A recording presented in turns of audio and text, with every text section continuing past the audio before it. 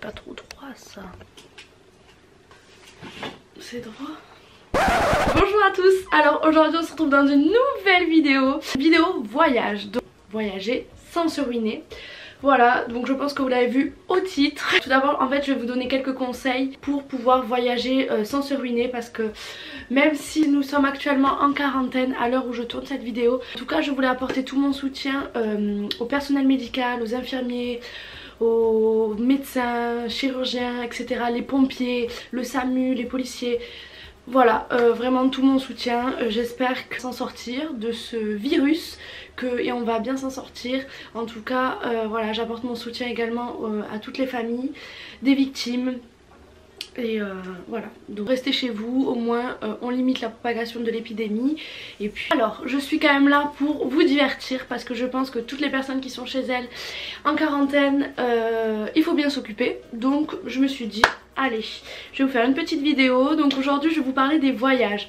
Oui, c'est paradoxal avec la quarantaine, je sais bien, mais bon, on sait jamais, ça vous servira peut-être cet été. Parler de tous mes bons plans, lesquels je voyage, qui m'ont servi pour voyager, comment en faire en fait pour trouver les meilleurs plans pour ne pas se ruiner en partant en voyage. Donc je suis étudiante, je sais ce que c'est la galère pour pouvoir voyager, donc vous inquiétez pas.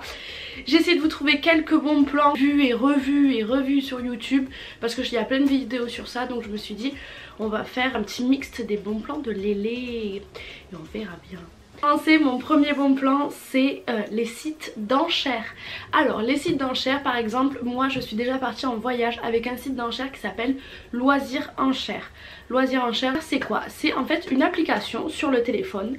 Je vais vous la montrer, vous inquiétez pas. L'application sur le téléphone, juste ici. Sorry pour mon vernis. Et en fait avec cette application vous avez qui sont proposés aux enchères. Donc par exemple vous avez un voyage séjour, donc 3 nuits pour 2 personnes avec petit déjeuner en Europe, et ils vous proposent différents aéroports de départ. Je termine dans 6 minutes, regardez. Elle est actuellement à 125 €, le séjour est à 663 €. Enchérir, vous placez sur une enchère, vous tapez application enchère voyage, vous allez en trouver plein, ne vous inquiétez pas.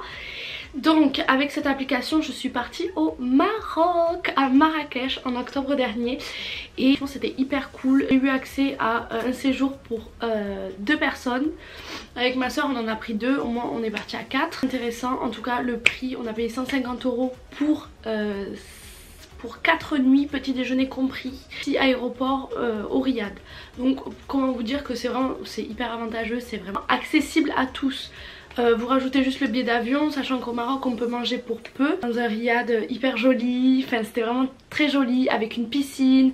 Je vous ai mis quelques photos sur Instagram, donc n'hésitez pas à me suivre sur Instagram si c'est pas déjà fait, c'est Léa Antonio. Je vous poste pas mal de photos quand je voyage, je peux partager tout ça et vous vous rendez compte que c'est accessible à tous si on a quelques bons filons. Astuces d'enchères, les sites. Je pense que je repartirai avec eux parce que j'ai eu aucun souci. Au niveau de l'enchère ça s'est super bien passé. Au niveau du paiement, si j'avais des questions il y avait un service client, donc franchement aucun souci. Je pense que je repartirai avec eux, que je retenterai l'expérience avec eux sans aucun souci. Je préfère vous dire mon retour aussi sur certaines applications ou autres, au moins voilà, vous dépensez pas votre argent inutilement. Deuxième astuce, c'est l'application D-Labs. Donc qu'est-ce que c'est? Une application qui vous cherche des promos. Donc que demander de plus? Je sais pas, c'est nickel, c'est parfait. L'application avait par exemple des promos sur des vols, sur des hôtels, sur des activités aussi. Enfin c'est hyper intéressant.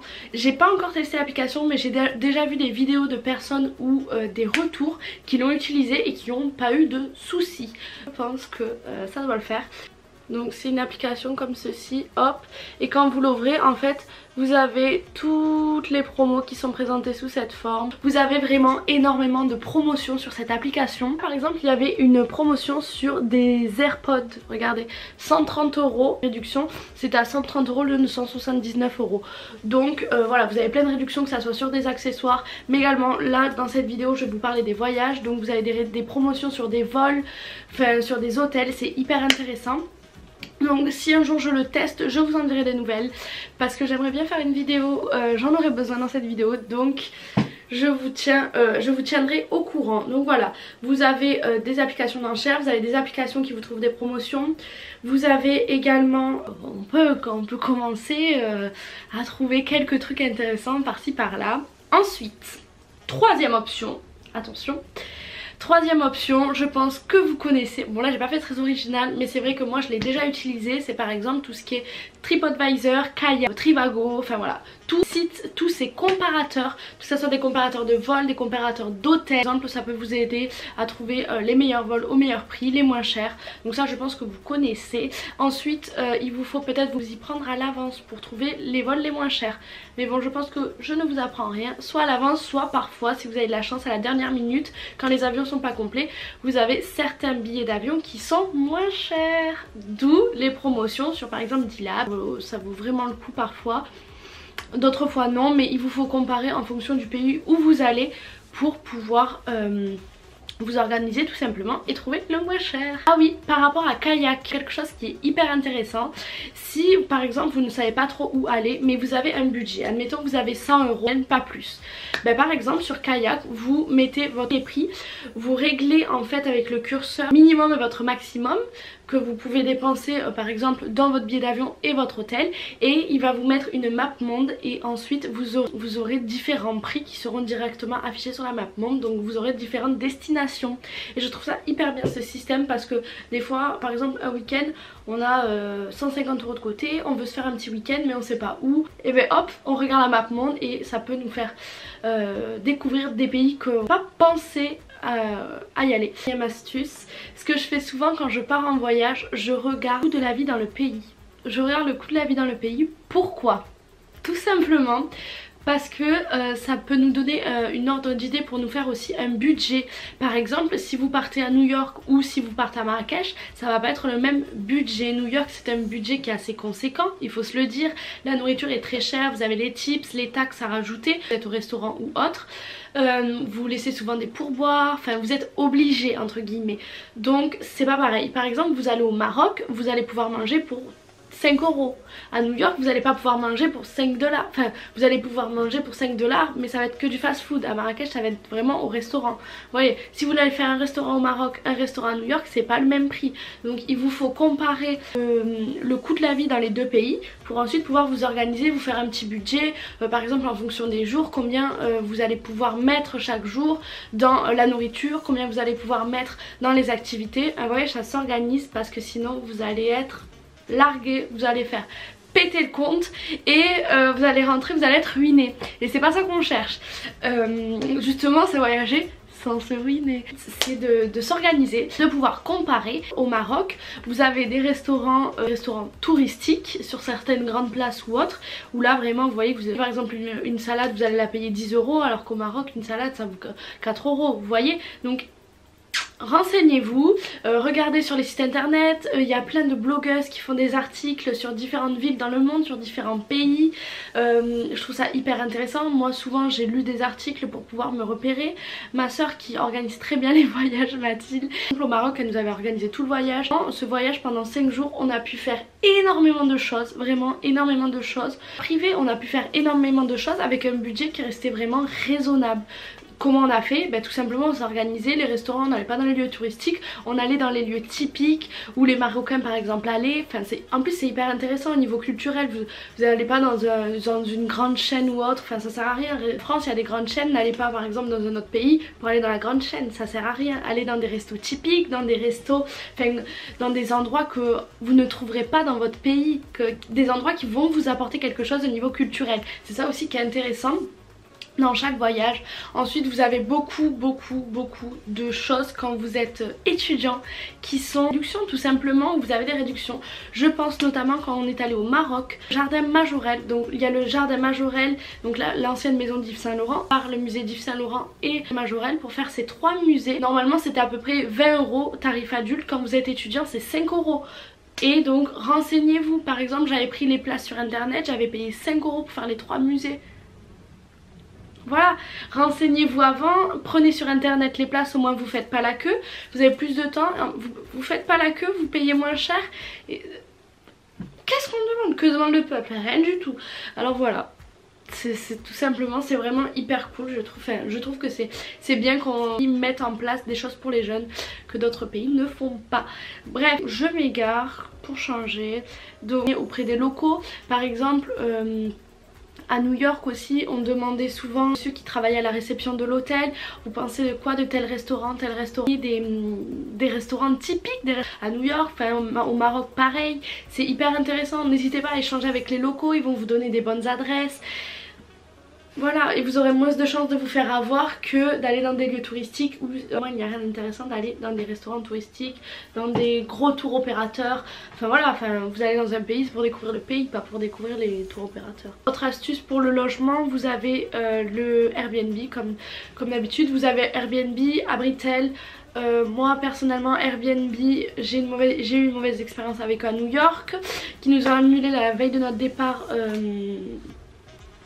notre réservation pour 15 jours, donc on s'est retrouvé la veille du départ un petit peu embêté, on va dire ça. Donc Airbnb, si vous voyez cette vidéo, bon, heureusement que vous avez un service client qui est assez réceptif. Heureusement, un service après-vente qui est assez réceptif, mais c'est vrai que c'était pas hyper cool. Donc aux États-Unis je vous conseillerais pas Airbnb. Sinon ma soeur avait déjà réservé, elle a pas eu trop de soucis. Ça vous permet de comparer les prix dans une même ville, directement louer une chambre dans une maison. Ou sinon louer carrément une maison, un appartement, un studio ou autre, il n'y a pas de souci. Airbnb, mais ça vous connaissez je pense. Vous avez Abritel, c'est un autre site comme ça. Ensuite moi ce que je connais mais que je n'ai pas expérimenté par peur en étant une fille seule, je n'ai pas expérimenté, mais en tout cas si vous êtes plusieurs je pense qu'il n'y a pas de souci. Ça s'appelle le couchsurfing. Donc qu'est-ce que c'est le couchsurfing? C'est quoi? Tout d'abord, c'est les particuliers qui vont vous louer une chambre en échange de services. Donc par exemple, ils vont vous louer une chambre gratuitement. Donc admettons vous voulez aller, je sais pas, à Miami. Vous voulez aller à Miami, vous vous inscrivez sur le site de Couchsurfing et vous allez voir, il y aura différentes annonces. En quoi ça consiste? Donc tout simplement ces annonces ça va être des particuliers qui disent bah écoutez moi je vous loue ma chambre, il n'y a pas de souci, pendant par exemple 15 jours mais en contrepartie vous allez participer à la vie familiale ou vous allez participer par exemple je sais pas si cette personne a un grand jardin ou autre, vous allez m'aider à faire le jardin pendant admettons 2 après-midi par semaine et ils vous louent la chambre gratuitement. Donc ça s'appelle le couchsurfing. Je n'ai jamais testé parce que honnêtement aller seule chez un particulier je ne sais pas, mais par exemple si vous êtes un garçon ou autre, ou même si vous êtes une fille et que vous sentez bien le feeling, il n'y a pas de souci. Mais voilà, donc renseignez-vous, je n'ai jamais testé je précise, mais ça s'appelle le couchsurfing et normalement c'est gratuit.